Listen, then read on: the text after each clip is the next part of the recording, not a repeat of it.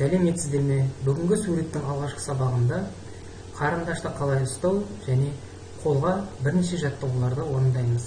Сіздер білесіздер, қарындашты қалай ұстау керек екенін. Алайда қарындашты ұстаудың академиялық суретте өзінің ережелері бар. Егер сіз сурет салуды үйренгіңіз келсе, ол үшін қарындашты дұрыс ұстауды үйренуіңіз керек. Және қарындашты дұрыс ұстамаған жағдайда қолымыз талып, жұмыс жүру өте қиындайды. Негізінде қарындашты ұстаудың екі тәсілі бар. Бұл классикалық түріндегі және монументалды түріндегі ұстау үлгілері.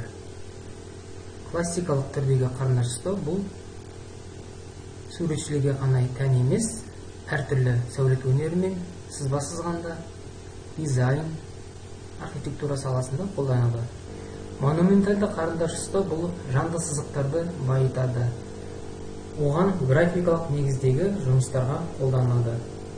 Әсіресе графикалық жұмыстар, көмір, сангина, сонымен бірге майлы бояу техникасында монументалды ұстау ережесі қолданылады. Ендеше қарындашты қалай дұрыс ұстау керектігін үйренсек, ары қарата жаттығулар орындауға кірісеміз. Классикалық ұстау ережесімен қағаз бетінде бірнеше бағытта қозғалыстар жасаймыз. Мысалға, бұлттың суретін шимайлап сызып салып көреміз.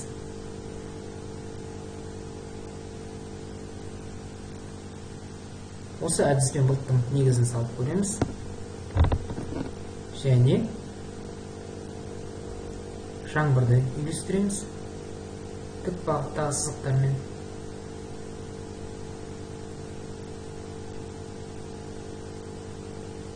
Осындай. Және шөптерді тік ирек сызықтармен сызбалап бейнелейміз.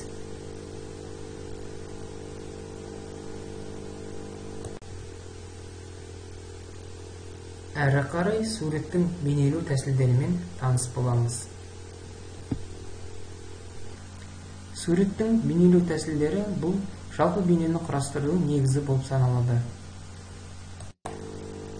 Оған үш негіз септік болады. Бірінші сызық, штрих және дақ.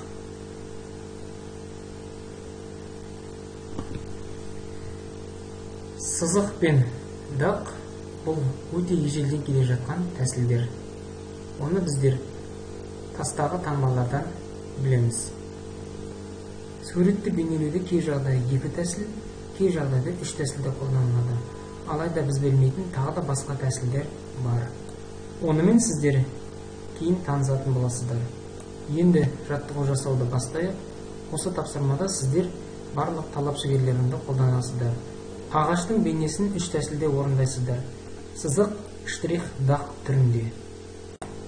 Терезенің арғы жағындағы ағашты бақылай отырып, өздерінің ой жігерлерінде қоса қызықты әсерлі сурет саламыз.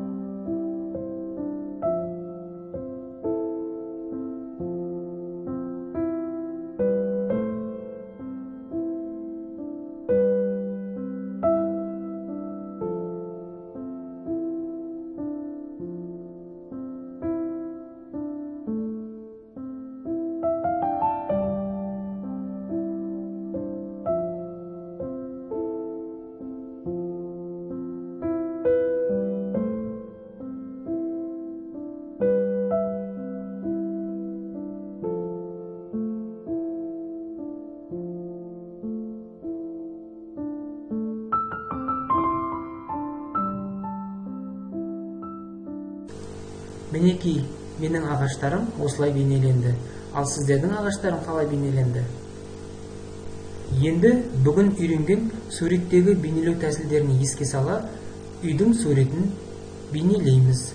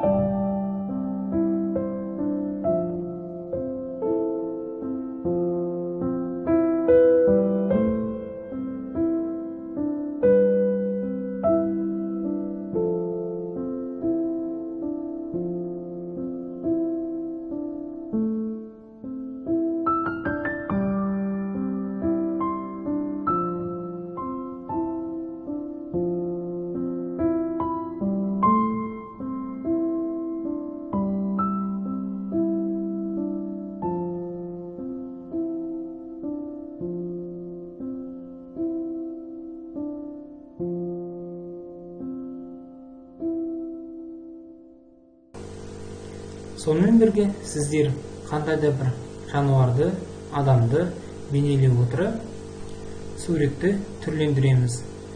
Бүгінгі сабағымыз аяқталды. Келесі аптада кездескенше сау болыңыздар.